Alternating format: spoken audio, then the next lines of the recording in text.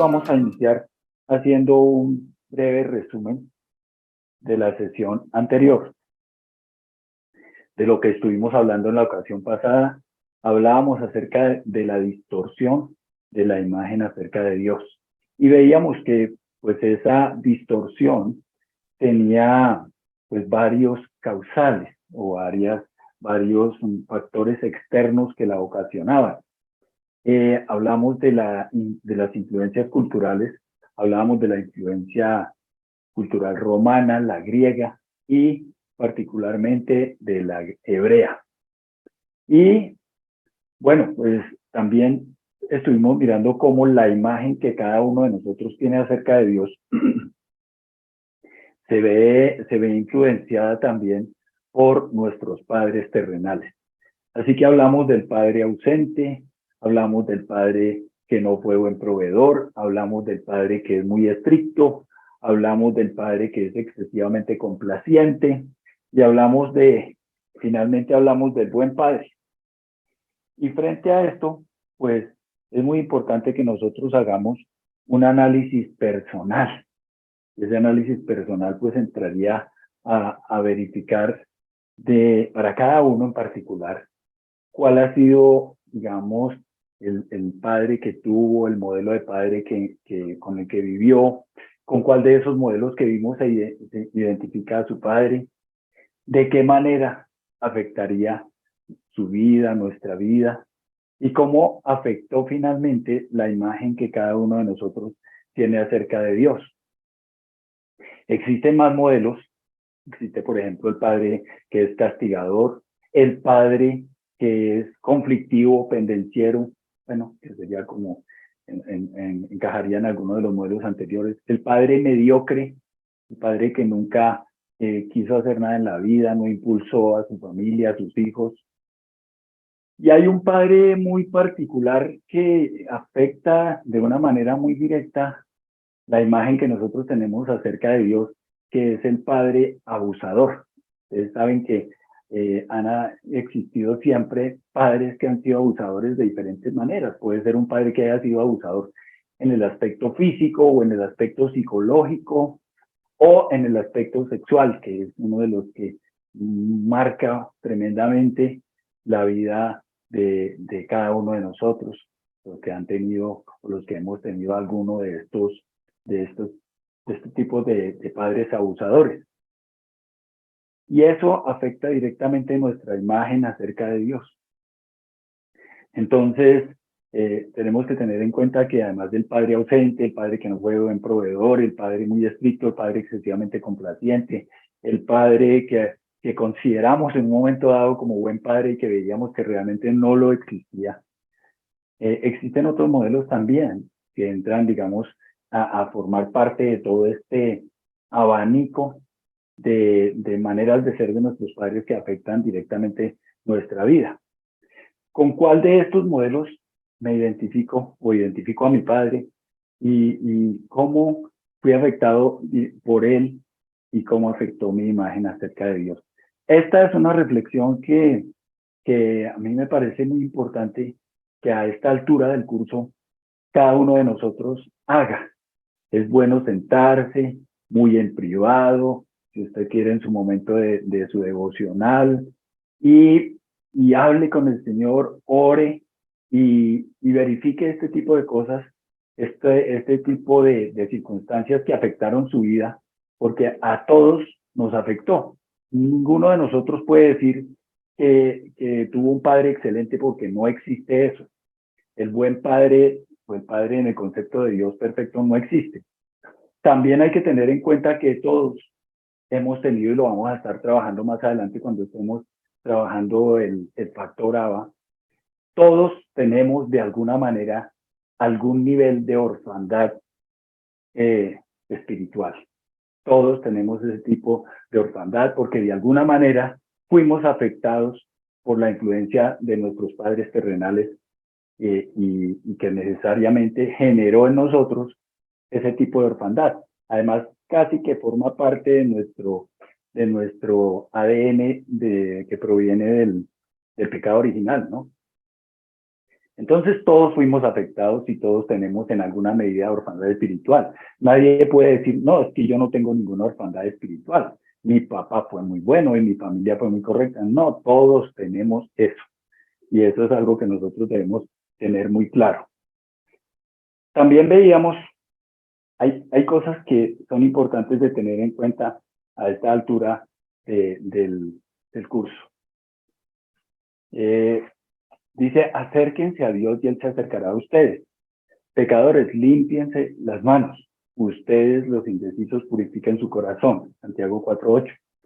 Y aquí lo que nosotros tenemos que mirar es que independientemente de la forma como nuestros padres nos hayan influenciado negativamente de alguna manera, nosotros tenemos la responsabilidad de ser, digamos, coequiperos con el Señor en lograr el cambio en nuestras vidas. Nosotros no podremos vivir con todas las taras o la problemática que nos generaron en nuestra casa paterna, sino que tenemos que irla superando, irla dejando atrás e ir corrigiendo la problemática que nos generó nuestra relación con nuestros padres. ¿Por qué? Porque tener una imagen falsa de Dios, que es lo que finalmente afecta a la imagen de nuestros padres, es un asunto que trae una separación de Él, nos separa de Él. Entonces, tenemos que buscar la forma de detectar esas falencias y a su vez de corregirlas. Lo que dice básicamente este pasaje de Santiago es que si uno se mete con Dios, Dios se mete con uno. Si uno se acerca a Dios, le pide su guía y ayuda para superar las cosas con las cuales haya sido afectado, obviamente que el Señor va a estar ahí y lo va a estar ayudando. Y es que es muy importante que tengamos a esta altura del seminario, y ya vamos para nuestra tercera sesión hoy, tengamos claro que el seminario no es un seminario solamente de conocimiento, sino que nosotros lo que buscamos aquí también es detectar cosas de nuestra propia vida que valdría la pena buscar la forma de corregir. Es decir, aquí se me volvió esto atrás, perdón, para adelante. Bueno, tenemos que buscar la forma de corregirla. Entonces, aquí tenemos nosotros que ir detectando, pues, cómo nosotros fuimos afectados y cómo la forma como nuestros padres nos trataron o como fueron las relaciones con ellos, afectó nuestra imagen acerca de Dios. Bien, entonces, ¿qué pasa? Si nosotros logramos detectar algunas de las distorsiones surgidas en nuestra relación con Dios, surgidas de nuestra relación con nuestros padres terrenales, pues tenemos que tomar tiempo en oración e ir delante del Señor con esas situaciones para buscar la forma de corregirlas. Hay también en la iglesia un buen ministerio de consejería. Si en algún momento dado ustedes consideran que necesitan de pronto apoyo a alguna persona en ese aspecto, la iglesia tiene un buen equipo de consejería y también está Vida Libre, que ayuda mucho en todos esos aspectos.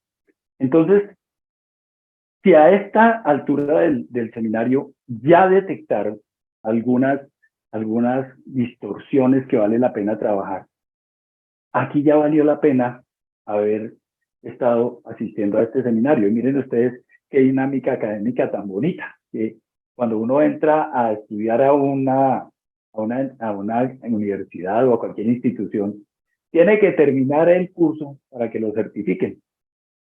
Aquí yo digo que si ya apenas en la tercera clase detectaron cosas que vale la pena corregir, pues ya pasó el curso, por decirlo de alguna manera, aunque esto no es un curso ni un seminario.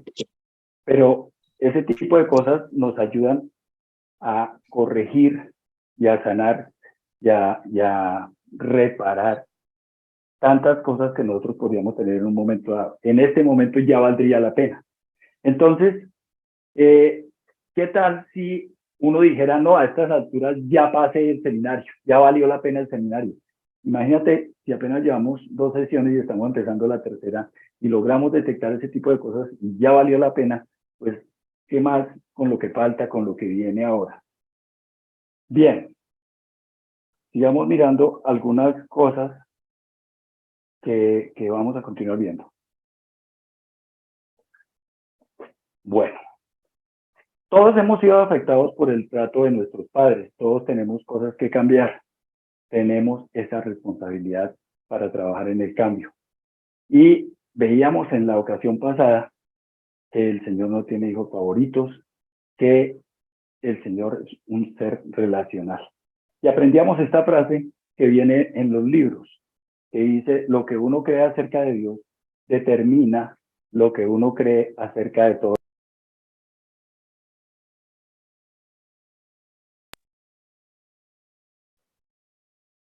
Bien, determina lo que uno cree acerca de todo lo demás.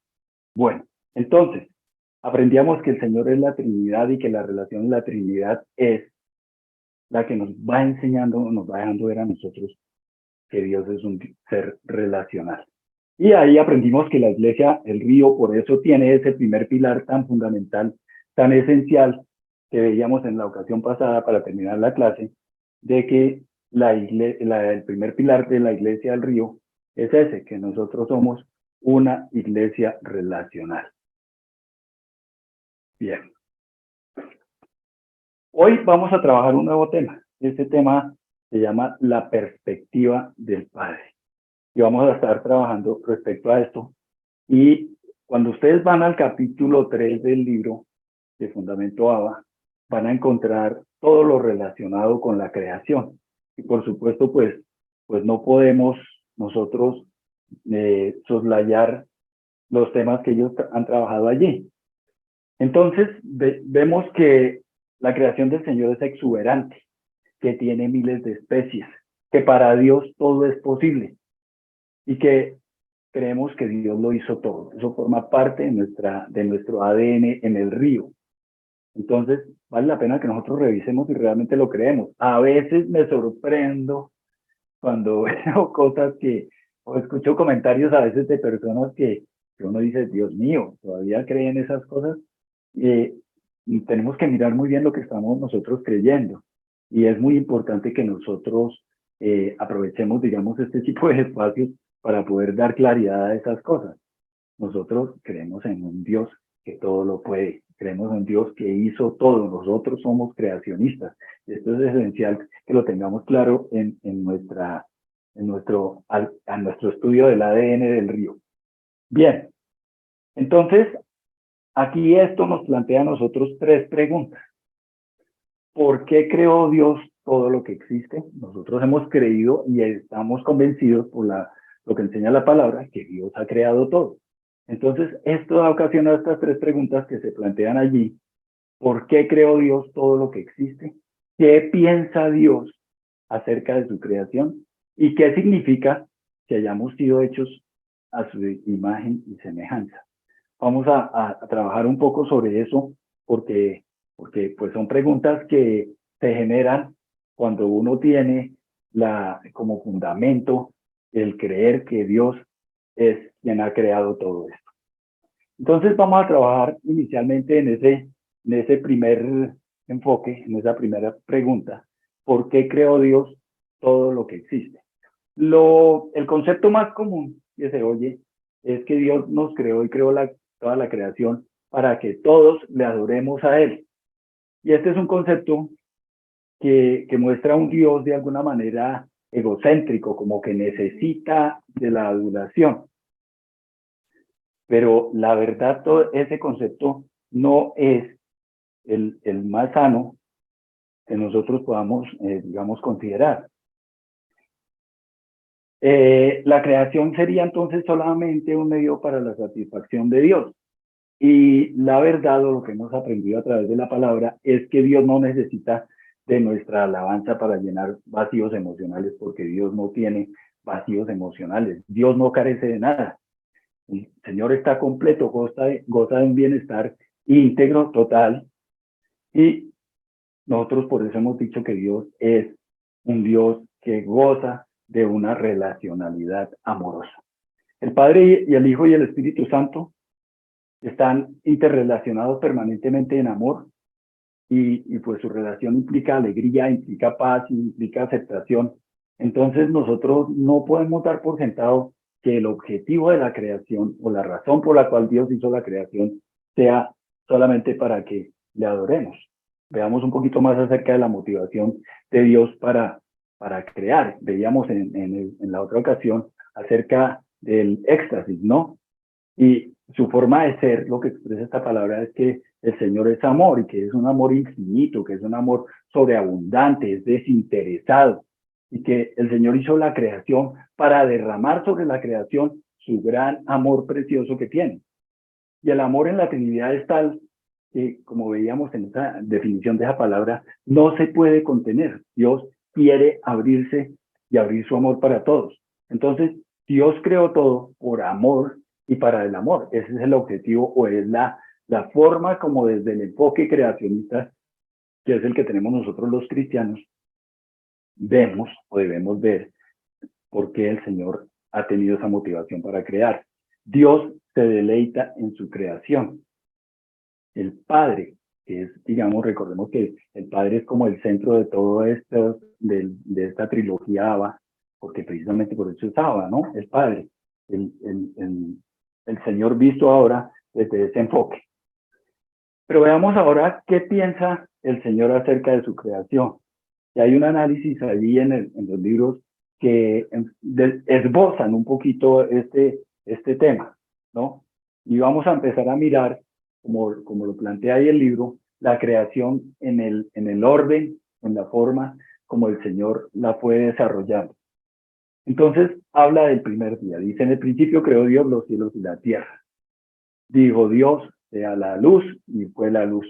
Y vio Dios que la luz era buena. Eso está en Génesis 1, 3, 4. Y lo que nosotros tenemos que ir notando es esto, o el énfasis que hacen los libros es este. Cuando el Señor iba desarrollando o haciendo el diseño de su creación, cada cosa que Él creaba veía que era buena. Eso es muy importante que lo tengamos muy clarito. Es muy importante que tengamos muy claro que cada cosa que Dios hizo es buena, porque a veces las circunstancias de la vida nos llevan a pensar, y más adelante vamos a estar atendiendo preguntas de eso, ¿por qué pasan cosas malas en la vida si la creación es tan buena? Y a veces nos dejamos como inducir a llevar a pensar que es que verdaderamente la creación tiene falencias y que Dios no hizo todo bien, sino que hay algunas cosas que no son como debieran ser. Pero lo que dice la Escritura es que cada vez que el Señor creaba, Él veía y consideraba que lo que había hecho era bueno. Y eso es algo que nosotros debemos tener muy en claro, no podemos perder de vista. En el segundo día, dice, llamó Dios a la parte seca tierra y a la reunión de las aguas llamó mares, y vio Dios que esto era bueno. Entonces es muy importante, digamos, resaltar esto. El Señor piensa de su creación eso, que es bueno, y bueno, pues aquí vamos a hacer un poquito, digamos que enfáticos o incisivos en ese aspecto, porque es el énfasis que hace Génesis respecto a la creación del Señor, ¿no? Entonces, cuando el Señor separó las aguas y creó la bóveda que llamó cielos, y después creó la tierra y el mar, él vio que era bueno, pensó que era bueno. En el tercer día, la tierra produjo hierba, plantas que dan semillas según su especie, árboles frutales cuya semilla está en su fruto según su especie, y vio Dios que esto era bueno. Es decir, miren ustedes que Dios pensó que la vegetación era buena. También lo que el Señor creó todo es bueno. Y ahí podríamos nosotros entrar a considerar muchas cosas que se cuestionan hoy en día y que se plantean como si fueran malas. Lo que el Señor creó necesariamente, pues primero que todo tenía un propósito para el hombre, pero también era con un diseño bueno, de algo bueno. Si hay algo malo que ocurre en este mundo, no es por gestión de Dios, no es por intención ni propósito del Señor. En el cuarto día, dice, Dios las puso en la bóveda del cielo para alumbrar sobre la tierra, para dominar el día y la noche, y en la noche, algo me quedó mal, y para separar la luz de las tinieblas. Y vio Dios que esto era bueno. O sea, Dios sigue considerando que toda su obra es buena, y eso, como se dan cuenta ustedes, pues es un énfasis permanente en este análisis de lo que fue la creación descrita allí en Génesis. Nosotros no somos creacionistas por capricho, sino porque eso es lo que plantea la Escritura. Creó Dios los grandes animales acuáticos, todos los seres vivientes que se desplazan y que las aguas produjeron según su especie, y toda ave alada según su especie. Vio Dios que esto era bueno. Hizo Dios a los animales de la tierra según su especie, el ganado según su especie y los reptiles de la tierra según su especie, y vio Dios que esto era bueno. Entonces, tampoco podemos considerar que haya animales que Dios haya concebido como algo malo. Finalmente, cuando se hace un estudio serio de lo que es el, el, el, el proceso o los procesos que ocurren en la naturaleza, lo que se da cuenta, lo que se dan cuenta los investigadores es que pues todo tiene su razón de ser y unos animales aportan para otros, hay una cadena alimenticia, hay una cantidad de depredadores que los unos contribuyen con los otros y demás. O sea, todo está perfectamente establecido y con un propósito bien claro. Es decir, finalmente nosotros tenemos que tener claro que la creación es buena, ¿no? El Padre, el Hijo y el Espíritu Santo estarían maravillados con su creación en lo que cuando iban haciendo todo esto. Es decir, aquí algo que destacan mucho los libros y que es esencial para nosotros en nuestro estudio del ADN de la Iglesia del Río es que tengamos claro que Dios se deleita en su creación. El Señor se agrada en su creación. Ahora vamos viendo que pues también nosotros vamos a ser parte de esa creación. Y en cada etapa del proceso de creación del Señor se deleitaba. Y recordemos que ahí siempre hablaba el Señor en plural. Y declaró que eso es algo bueno. En cada etapa el Señor declara, esto es bueno. Bien, el sexto día dice, entonces dijo Dios, hagamos al hombre a nuestra imagen, conforme a nuestra semejanza, y tenga dominio sobre los peces del mar, las aves del cielo, el ganado y en toda la tierra, y sobre todo animal que se desplaza sobre la tierra. Creó pues Dios al hombre a su imagen, a imagen de Dios lo creó, hombre y mujer los creó, Dios los bendijo y les dijo, sean fecundos y multiplíquense, llenen la tierra, sojúzguenla y tengan dominio sobre los peces del mar, las aves del cielo y todos los animales que se desplazan sobre la tierra. Dios vio que todo lo que había hecho, Dios vio todo lo que había hecho y aquí que era bueno. Y fue la tarde y la mañana del sexto día. Entonces, aquí aparece una expresión diferente. Cuando el Señor crea al hombre, ya no dice como lo dijo cuando fue creando todos los demás elementos de la creación que eran buenos, sino dijo que era muy bueno. Hablamos del hombre y la mujer. Entonces, cuando el Señor crea al ser humano, él declara que no solamente es bueno, sino muy bueno. Y uno diría, bueno, pero ¿qué importancia tiene eso? Tiene una importancia muy grande porque a nosotros se nos ha trabajado mucho en ese sentido y vamos a mirar. Entonces, al crear al hombre, el Señor dice que es muy bueno. Entonces, la obra cumbre del Señor es el ser humano. Entonces, la expresión en hebreo que manifiestan ahí los libros es Tomeot, excesivamente, grandemente, abundantemente buena. Es decir, que hay un valor especial en el ser humano. Y ahí eleva el valor de la creación de bueno a muy bueno. O sea, aquí nosotros no podemos soslayar este hecho, no lo podemos perder de vista porque es algo que hace una diferencia muy grande contra el resto de la creación, entre el ser humano y el resto de la creación. Entonces tenemos nosotros mismos la huella de la forma de ser de Dios en nosotros, porque la escritura dice que fuimos hechos a su imagen y semejanza. Es decir, que nosotros tenemos como la esencia de Dios en nosotros. Ahí es importante pensar cómo cuando el Señor nos creaba, y a mí me parece esto muy importante, cuando el Señor te estaba creando, cuando el Señor te estaba diseñando, cuando el Señor te estaba elaborando, estaba pensando en cada una de tus facultades, en tu manera de ser, estaba pensando en todos los atributos particulares. Y es muy importante eso, porque Dios no es un creador descuidado que nos hace por ahí distraídos, sino que el Señor se ocupó, se detuvo a crear a cada uno de nosotros con las características que trajo, con las características que Él le puso, y no solamente vio que era bueno, sino que era muy bueno, y es muy importante que nosotros tengamos eso muy claro. Lo vamos a ver ahorita porque el enemigo sí nos quiere convencer de lo contrario. Entonces, el Señor a nosotros nos ama sin razón alguna. El Señor te ama porque Él te creó. Nosotros no tenemos que esforzarnos por su amor. Somos su obra, somos su deleite más grande. Somos algo que cada vez que crea un hombre o una mujer, dice que es muy bueno.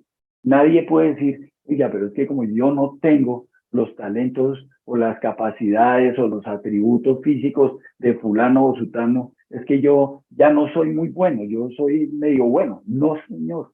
Cada uno de nosotros es muy bueno y no tenemos que esforzarnos por tener el amor del Señor porque Él nos ama, porque somos hechura suya.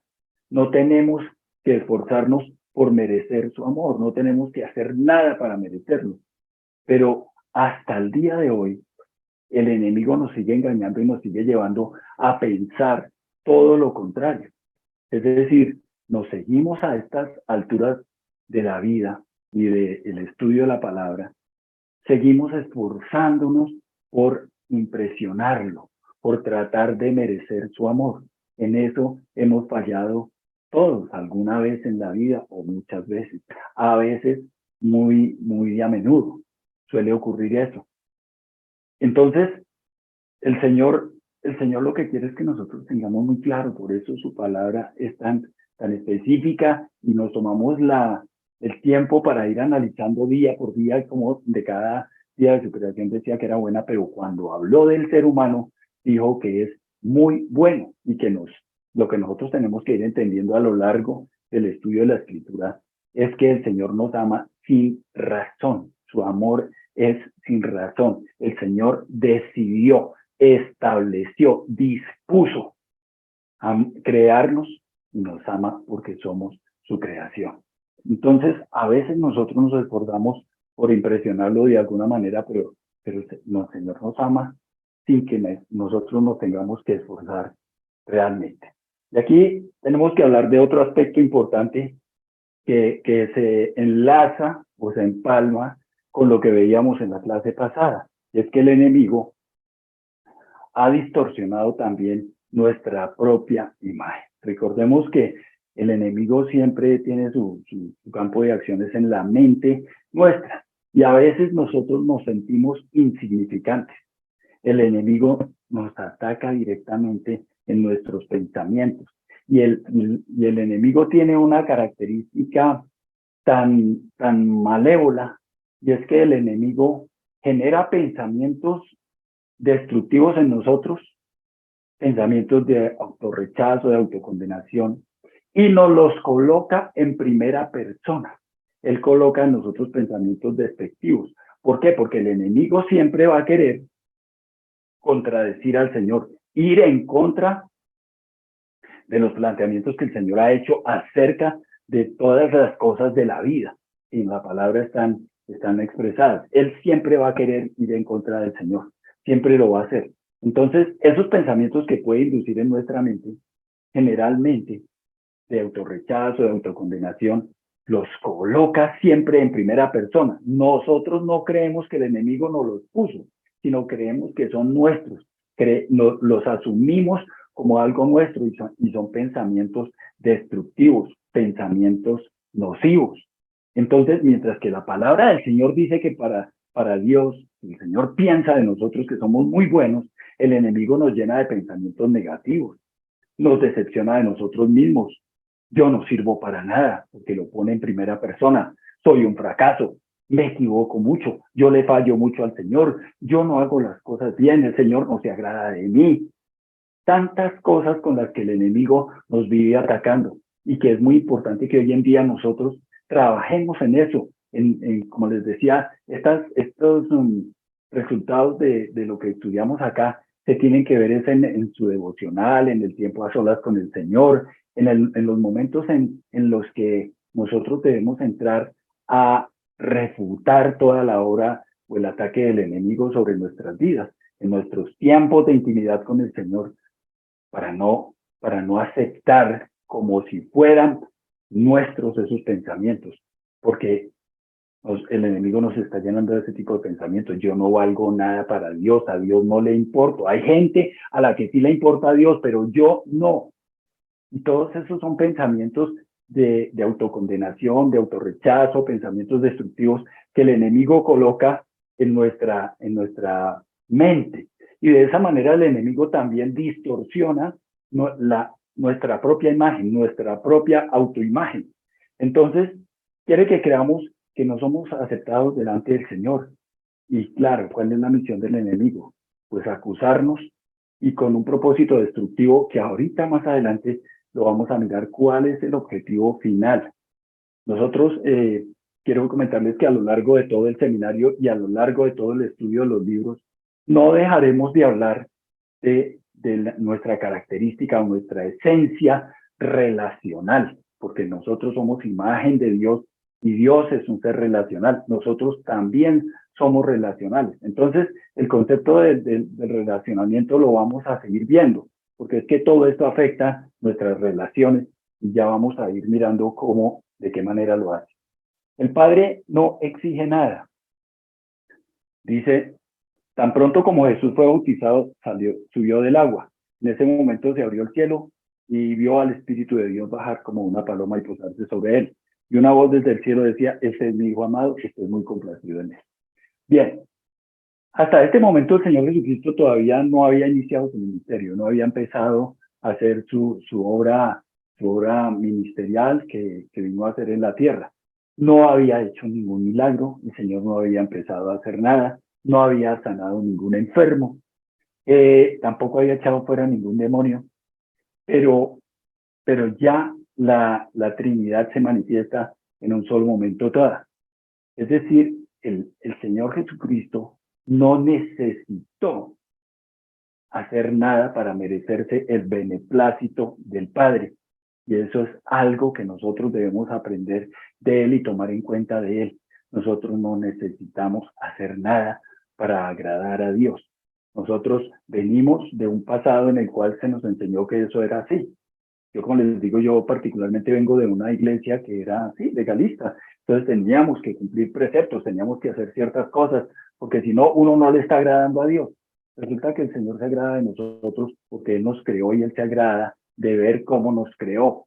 No se agrada de ver cómo nos portamos, no le interesa el hecho de cómo nos portamos.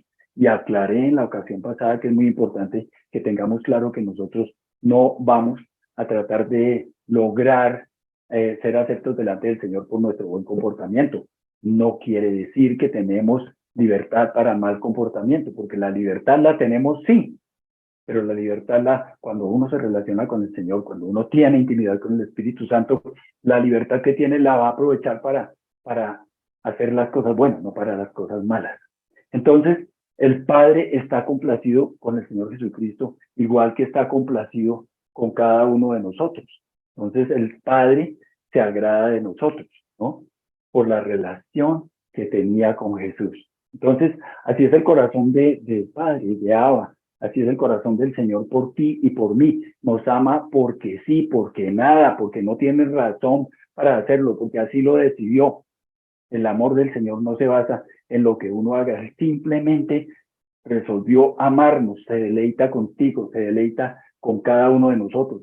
Ama todo lo que tú eres, se complace en lo único y original que eres. Por eso lo veíamos en la ocasión pasada, porque eres su creación, por eso te ama. Por eso les decía yo a ustedes y les animaba, y ojalá alguna persona lo haya hecho, leer ese librito que se llama El milagro más grande del mundo. No es un libro cristiano, no es un libro cristiano, pero es un libro que tiene un mensaje muy, muy hermoso acerca de lo que es la particularidad con la que el Señor nos hizo a cada uno de nosotros.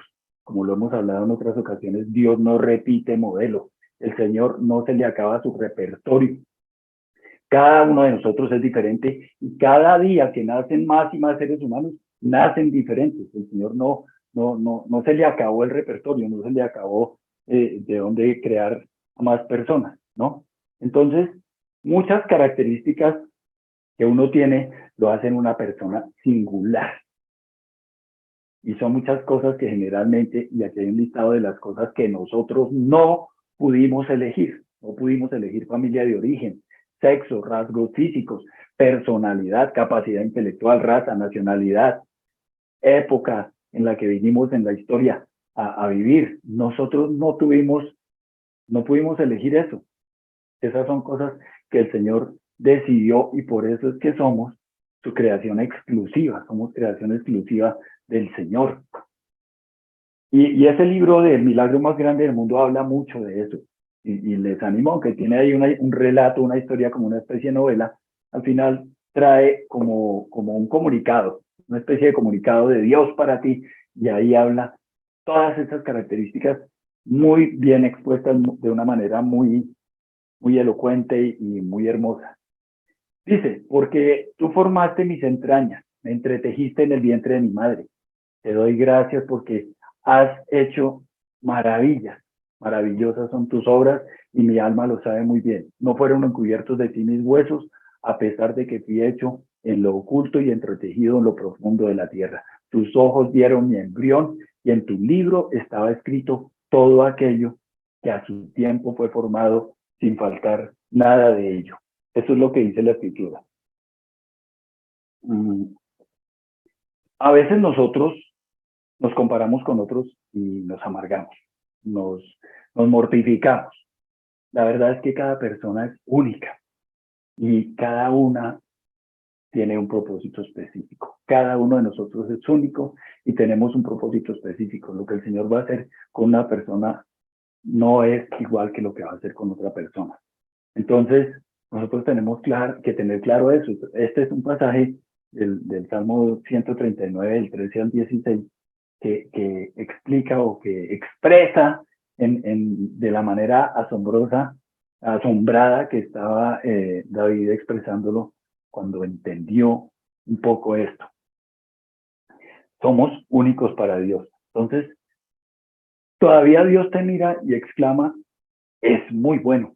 Tiene la esencia de Dios. Y uno dice, no, pero yo no soy bueno. Yo tengo muchas falencias, he cometido muchos errores, me he equivocado en la vida, he tomado decisiones equivocadas. Y el Señor dice, es muy bueno. Me quedó muy bien, porque el Señor puso toda su creatividad en ti y en cada uno de nosotros para crearnos. Y a cada uno nos hizo con un propósito.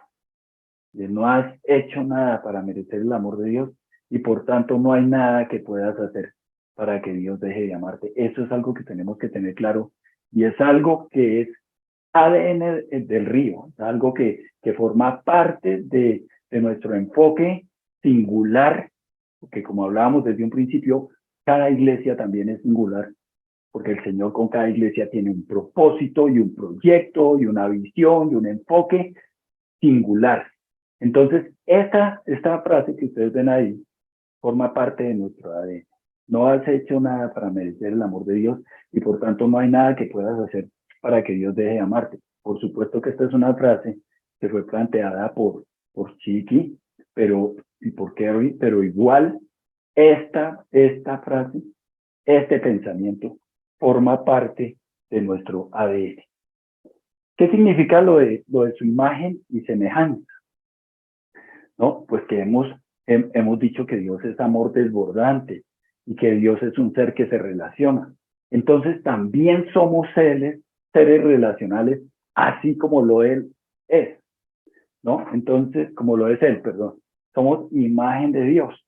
Viene del latín imago Dei, quiere decir diferentes del resto de la creación, porque nosotros tenemos libre albedrío, por eso somos diferentes, porque tenemos capacidad de amar, porque tenemos creatividad, porque tenemos imaginación, porque tenemos pensamiento, características de Dios que nos hacen seres a su imagen y semejanza. Bien, y aquí hay un tema que empieza a estudiar el libro y es acerca del origen del individualismo. Porque es que fíjense que en medio de toda esta gran creación, de este abanico tan grande de características y de diferencias entre cada uno de los seres humanos, pues en la libertad de pensamiento, y recordemos que el poder más grande que el Señor le ha dado al ser humano es el poder de elección, pues surgen diferentes corrientes de pensamiento, diferentes maneras de pensar. Ustedes saben que que hubo muchas cosas que dieron lugar a enfoques particulares en la historia. Han ocurrido muchos movimientos singulares a lo largo de la historia y por supuesto, pues, surgen ¿de dónde? Pues de esa diferenciación que el Señor nos dio a cada uno de nosotros, de las capacidades con las que nos creó. Entonces, viene el individualismo. Entonces, vamos a mirar un poquito de dónde proviene ese individualismo. Ese individualismo enseña, es una especie como de cultura de pensamiento que enseña que uno debe luchar por su propio rumbo, por su propio bienestar, debe esforzarse por ello. Como que se independizan de las cosas importantes de la vida, tratan de hacer a un lado las relaciones, ¿no? Y hoy en día vemos que las secciones más grandes de la librería, pues de las librerías son libros de autoayuda. ¿Por qué? Porque todo este individualismo ha generado esa ruptura en la relación. Entonces, se habla mucho de la privacidad en este individualismo. Y esta palabra, pues, según lo explicaba el libro, no existe en todos los idiomas, ¿no? En los que existe, también hay que tener en cuenta que en los idiomas que existe tiene una connotación negativa, soledad, aislamiento. Y al vincularnos a un grupo, nos sentimos más especiales que los demás, que los demás. ¿Por qué? Porque nosotros tenemos esa tendencia al individualismo como consecuencia de esas corrientes de pensamiento que surgieron en el pasado, ¿no? Y es la razón por la que en muchas ocasiones abandonamos los grupos. ¿Por qué? Por ese individualismo. Entonces, tenemos bastante arraigado ese individualismo. ¿Y de dónde viene? Viene de un concepto del estoicismo, que ve a Dios como el dador de leyes naturales. Define a la persona como un individuo racional. Y esta definición no considera la relacionalidad. Es decir, la perspectiva virtuosa es la que te hace autosuficiente y feliz. Ese es, digamos, el enfoque que tiene ese individualismo surgido pues ahí en el estoicismo, ¿no? El estoicismo es una forma de filosofía grecorromana, una corriente, pues, una corriente de pensamiento. Luego vino la ilustración, el enciclopedismo, y se le dio más valor a lo largo de la historia a la razón. Pues se pensaba que con más y mejor información, pues el mundo iba a ser mejor, pero pues hoy vemos que no es real, esto no ha pasado, ¿no? Se consideraba eso, el mundo va a ser mejor entre más información tengamos. Hoy en día estamos saturados, inundados, ahogados de información y las relaciones empeoran, las relaciones no han mejorado. Entonces, como nosotros somos relacionales, como nosotros somos imagen de Dios, somos relacionales. Entonces, una persona no debe considerarse de manera independiente, ¿no? Se es persona si tenemos relaciones sanas con Dios y relaciones sanas con los demás.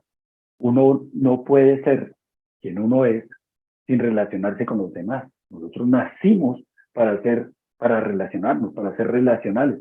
Entonces, la Escritura dice que Dios creó hombre y mujer y para que se relacionen. Uno de los dos solo no es realmente el propósito del Señor. El Señor dijo, no es bueno que el hombre esté solo. En soledad, plantea el libro, no se está completo en el sentido de las relaciones, ¿no? Porque cada ser humano es completo en sí mismo. Entonces, para que eso quede claro, porque a veces nos enfrascamos en esas discusiones. Ah, no, entonces si yo no estoy casado, pues no estoy completo. No, pero la relación, digamos que como la forma máxima de expresión es el matrimonio, ¿no? El corazón, dice la Biblia que es como que la relación de pareja es como un cordón de tres dobleces, ¿no? Y que el cordón de tres dobleces no se rompe pronto. ¿Por qué? Porque está el esposo, la esposa y obviamente el Señor, ¿no? Cuando uno decide voluntariamente compartir su vida. Entonces, somos seres relacionales. El Señor creó el hombre y la mujer para que formen su hogar, para que tengan hijos, etcétera. No quiere decir que quien se quiera quedar soltero está pecando o está faltando. Es importante que lo digamos porque Puede quedar en el aire ese concepto de que, no, entonces los solteros están mal. No, para nada, ¿no? Pero somos seres relacionales. Si no está teniendo una esposa o un esposo y no tiene hijos, no quiere decir que esté en pecado. De todas maneras, está teniendo relaciones con muchas personas, tenemos trato con todos y también con el Señor. Entonces, es muy importante esto. Nosotros somos únicos, pero no individualistas. Somos imagen de Dios. Miren que ni el Señor mismo se queda solo. El Señor es la relación entre el Padre, armoniosa entre el Padre, el Hijo y el Espíritu Santo. Necesitamos nosotros de otros. El acercamiento voluntario es voluntario, el acercamiento a nuestras relaciones. Tenemos diferentes tipos de relaciones. Mejor cuando las personas son diferentes y complementarias, ¿no? Porque a veces cuando se unen dos personas que tienen el mismo tipo de carácter, pues chocan, suele pasar, ¿no? Entonces, cuando somos diferentes, pues como que nos complementamos mejor. Necesitamos de otras personas que sean diferentes a los demás, necesitamos vivir en relación con Dios y en relación con los demás, porque ese es el plan de Dios. Y el valor nuestro se ve cuando otros necesitan lo que somos y cuando nosotros necesitamos de otros. Todo lo que el Señor nos ha dado es para dar, y la plenitud de la vida se experimenta en dar y recibir, en conocer y darse a conocer. Uno se perfecciona en eso, en conocer y darse a conocer. Además, no hay otra forma de predicar el Evangelio sino es a través de las relaciones.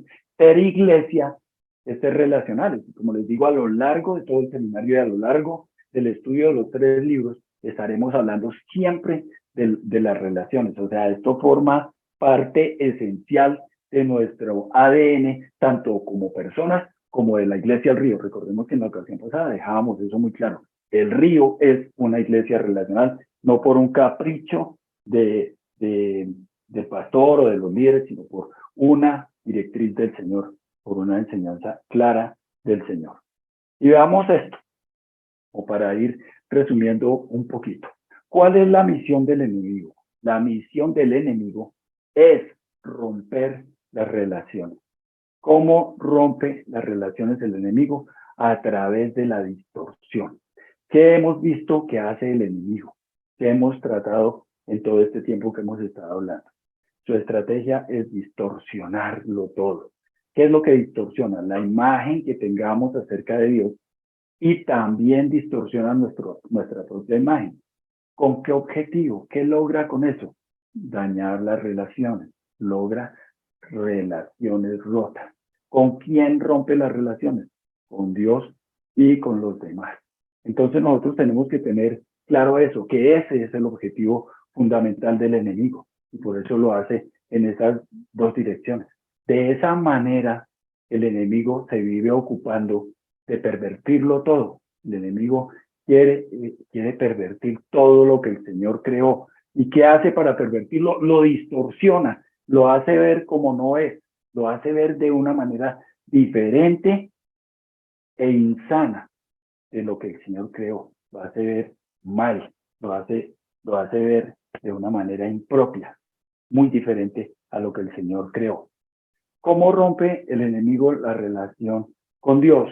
¿Cómo lo va haciendo? El enemigo lo hace porque tiene pues motivos para hacerlo. Mire, esta es otra frase esencial que es bueno que la vayamos teniendo muy en cuenta.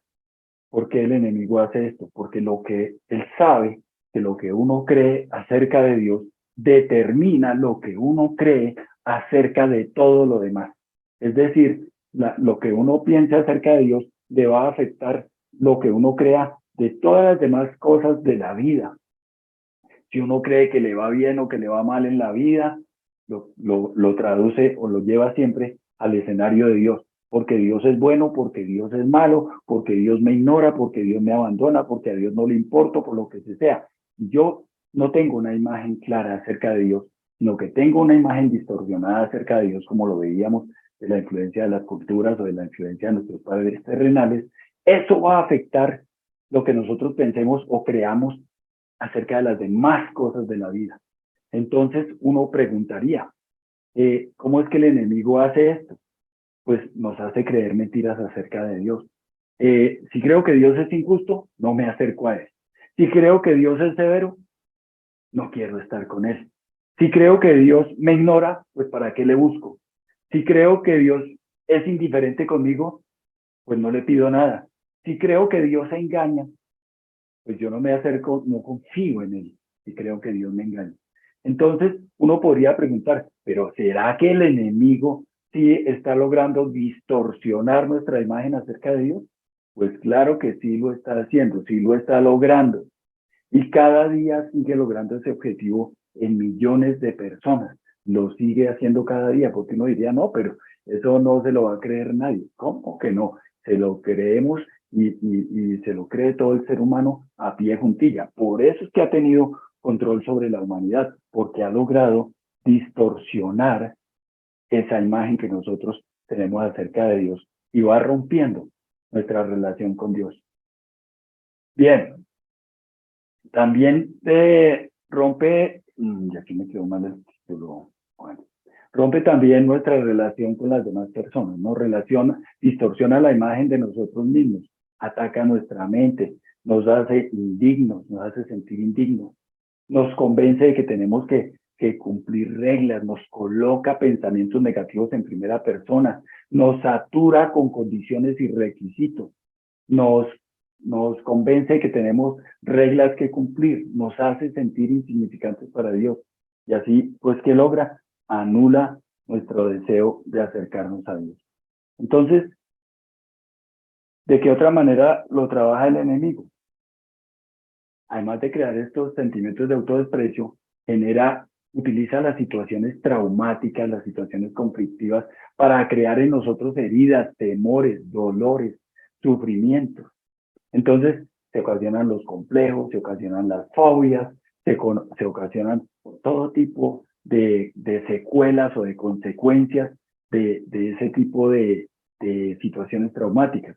Y luego nos lleva a buscar esas mismas fallas que vemos en nosotros, nos lleva a buscarlas en los demás, ¿no? Y entonces, ¿qué genera esto? Genera discrepancias en las relaciones y surgen las relaciones disfuncionales. Entonces, vienen los problemas con amigos, vienen los problemas con la familia, vienen los problemas en el hogar, rompe las relaciones, daña las relaciones, genera aislamiento y genera el individualismo. ¿Cuál es el resultado? Pues el rompimiento de las relaciones.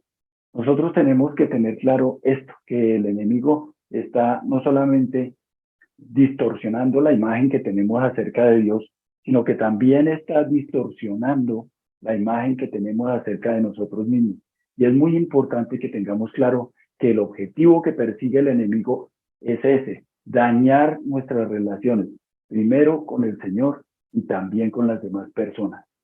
Porque si él daña las relaciones, pues está pervirtiendo el diseño de Dios y está afectando a la humanidad directamente, causando la indiferencia, la problemática, las guerras, todo lo que uno se pueda imaginar, las políticas, la corrupción, las dictaduras, todo el mal que se pueda derivar de allí o que se ha derivado, proviene de todo ese daño que el enemigo ha causado en las relaciones. El objetivo del enemigo es romper las relaciones de nosotros con Dios y romper o distorsionarlas para romper las relaciones con los demás.